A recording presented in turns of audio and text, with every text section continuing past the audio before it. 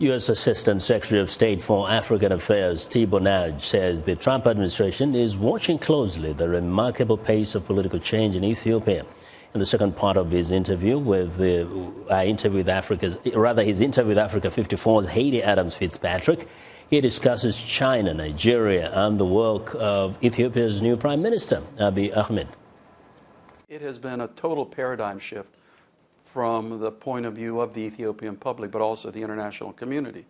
And he was able to take these steps very quickly, including the very bold step of just saying to Eritrea, we'll comply with the peace process. We will comply with the Boundary Commission's ruling, which was not, internally, it was not an easy step for Ethiopia to take.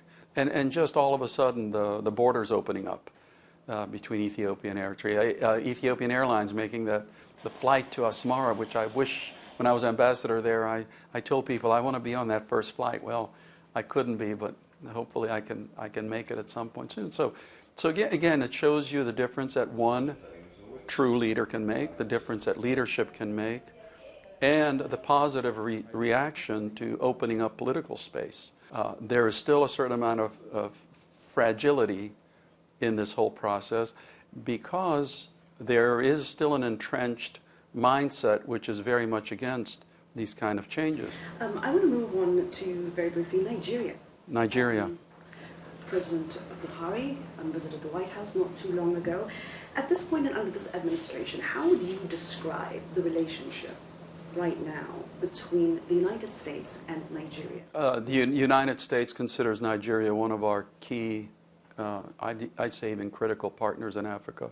The largest economy, or sometimes the second largest economy, depending on how it was measured. The largest population, which will double to 360 million by 2050 and replace the United States as the world's third largest country. Tremendous, oil production, young people, dynamic, and a real, genuine security partner for the United States. We have to have a partnership. So even if the relationship was not cooperative, we would have to have some type of a partnership with Nigeria because of the critical role that it plays in Africa. Having said that, we obviously will be watching closely the political process leading to the elections. Nigerian elections are always exciting to watch. To be the leader of Nigeria is probably one of the hardest jobs in the world. And so we want to be there, we want to cooperate, we want to be very supportive. And again, the United States doesn't have a candidate. The candidate is the process, and when the process plays out, we very much hope to remain and engage further with Nigeria as a critical partner in Africa.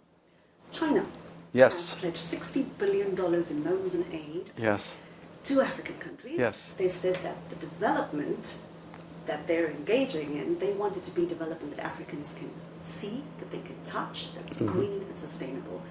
Is there a race for investment, for economic, for military, for the hearts and minds, for that kind of primacy? Is there a race for primacy between China and No, I wouldn't call it a race for primacy because I think America generally agrees that if there's open competition, let the best person win the competition, but let the competition be fair. Do you think the competition is fair?